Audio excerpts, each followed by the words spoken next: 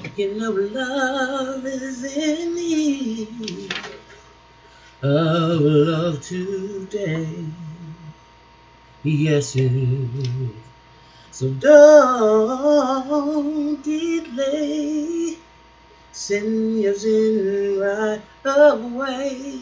Hey, hey. 'Cause hate's going round. It is breaking many hearts. Yes, it is. Stop it, please, before it's gone too far. Yeah. Doom, doom. Oh, oh, oh.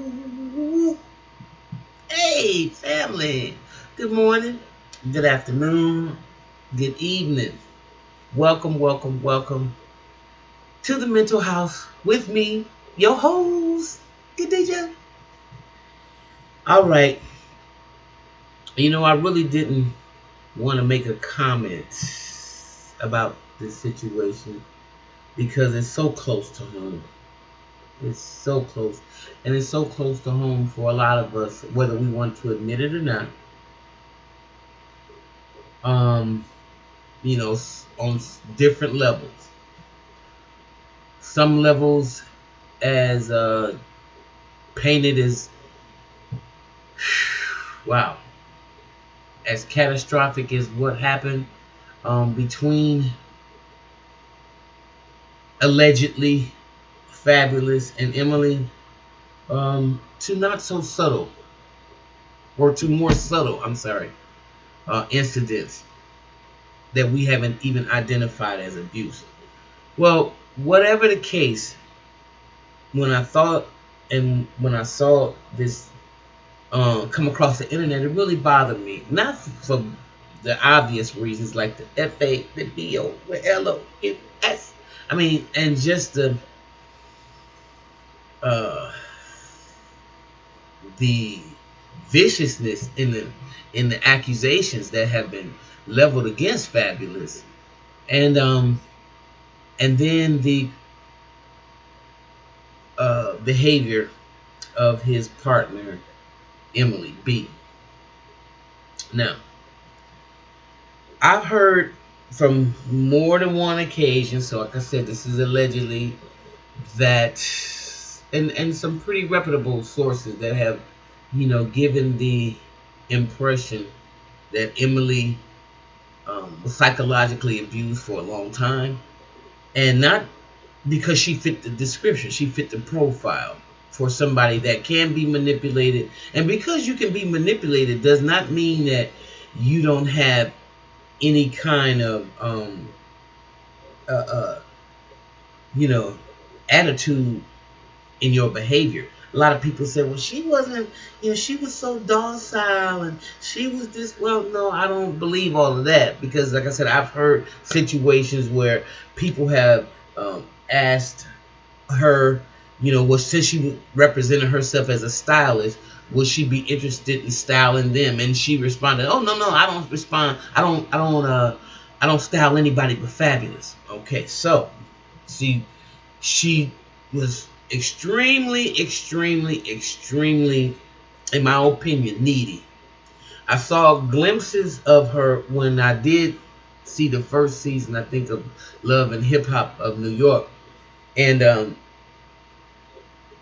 I saw just a snippet of her and how she was getting along in this relationship, where it seemed like she was just needy, wanting to represent in a way that it didn't seem like Fabulous wanted to represent. And I think that people need to think about that, whether you're a man or a woman, because I just did a story about Sharika, not Sharika, oh Lord have mercy,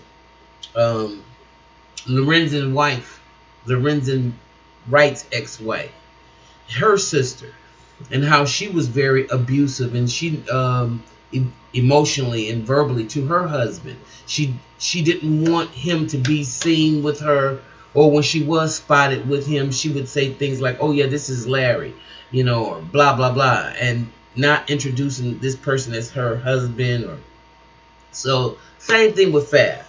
So when I started thinking about communication and feelings, I thought about what Dr. Carl Rogers said. You know, he's a famous, let's say, psychotherapist, I believe. And I think he said something. He suggested that any persistent feeling needs to be expressed. That's no matter how trivial it is, and no matter how trivial, how small it may seem at the time. So in relationships that work well, these feelings are aired out and dealt with before they even become deep resentments. They are also shared tactfully with respect for the other person's dignity. And that's what we got to start thinking about when we start talking about abuse. Because when I'm seeing so many comments regarding this situation and how people really are justifying abuse, they say things like, well, she should have left a long time ago. And why did she get out with, I went home, and why should she took her kids and she get, everybody talks a lot of stuff because it's not them.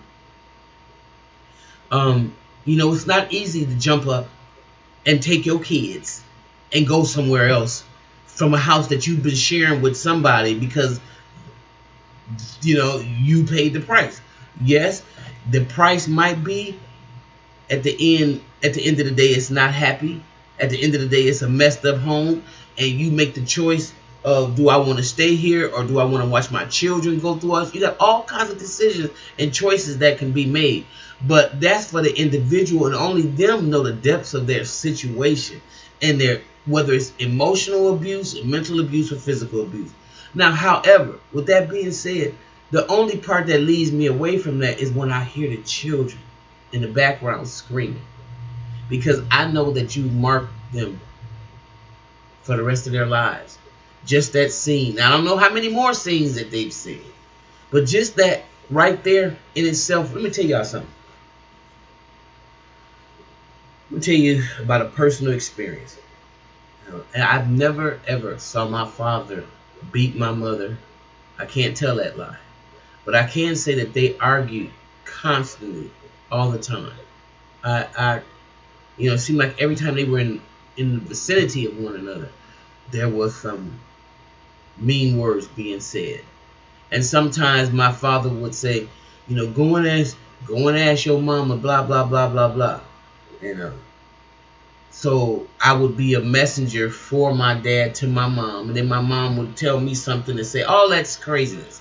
See, kid, that shouldn't be happening." And we might think that's a harmless little thing, but for a little kid developing mind, they shouldn't be in the middle of that shit. They shouldn't even be having to relay a message from daddy to mama, even if it is, daddy know you mad. Will you come and talk to him again? And then you send a little kid in there. Mommy said no, she don't want. That's craziness. All right? So when I heard those kids in the background, and so for all of y'all who are talking craziness, you are so dysfunctional. Most of us, we don't have a clue to what abuse is, what it looks like, what it sounds like.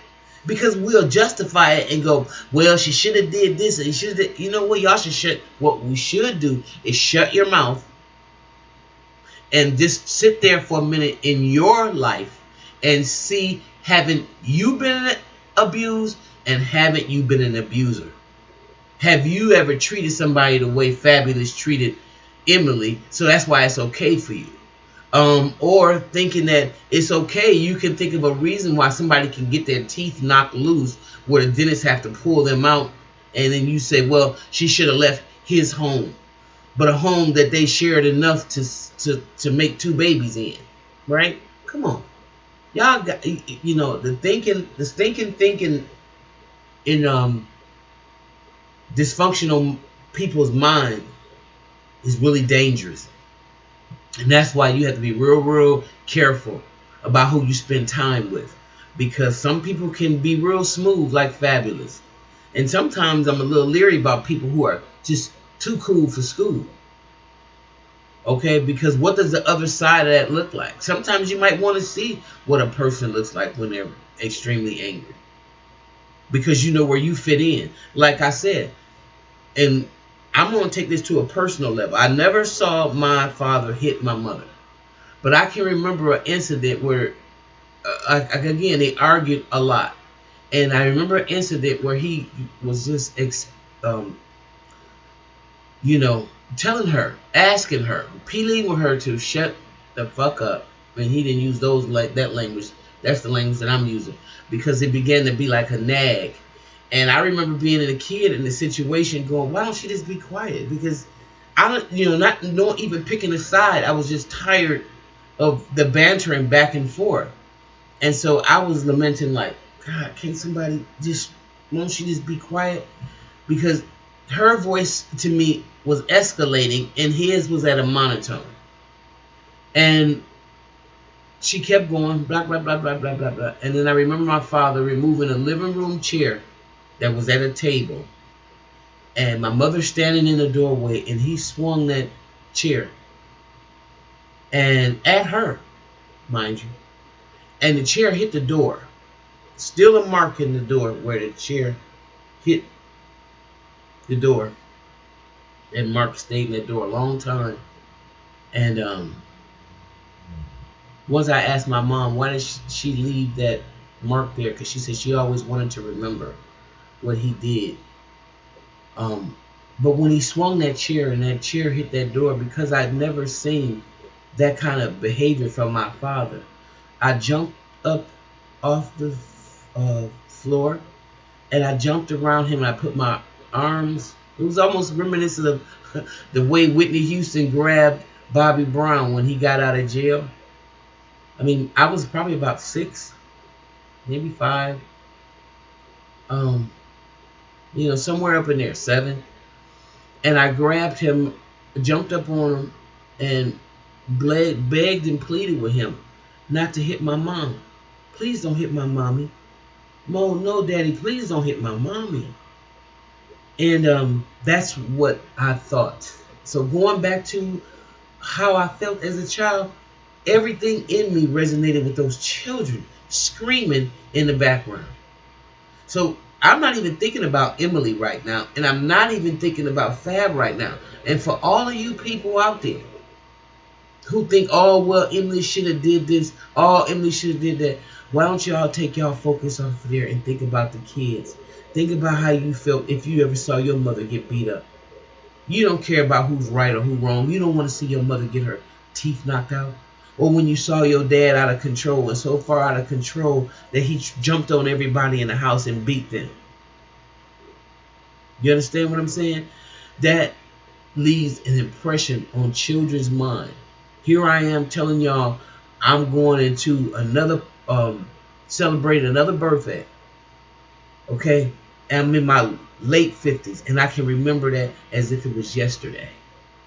As if it was freaking fracking yesterday.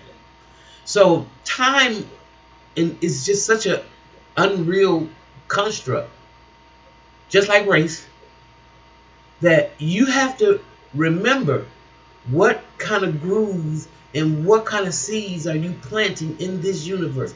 Think about, what's the little baby's name? Johan and the other one. Think about them. Don't think about Fab and Emily and what she should have did and what that. Just go back, and if you listen to that tape, listen to the children, because that's who I'm down for, and just how we become adult children of dysfunction. So we pass that dysfunction on, and that's all you saw, whether it was Emily being codependent to the abuse and a willing participant, whatever, and to Fab being the perpetrator, to probably what he's seen or what he's had to deal with. So the stuff goes a lot deeper, and I just wanted to make sure I made a comment about that, because we have to remember the children in these kind of incidents. And if you don't have a heart big enough to do that, you should even make a comment. Hey, it's just how I feel. All right. So again, my opinion is like how they say, behinds. Everybody got one. So why don't you leave your comment and tell me what you think about it? Do you think that Emily is an abused person? You think that she's not? You think that this is just some kind of, how I've seen comments like Illuminati ploy, all kinds of ignorant crap to disregard and to not deal with the abuse that black people especially dysfunction that we categorize as normal every single day and make excuses for it every single day. That's why I said on a large level, we are so damn toxic. Whew. Anyway, like what you hear, please like, subscribe, share, pass it on, and I'm going to see you next time right here in the Mental House. Bye-bye.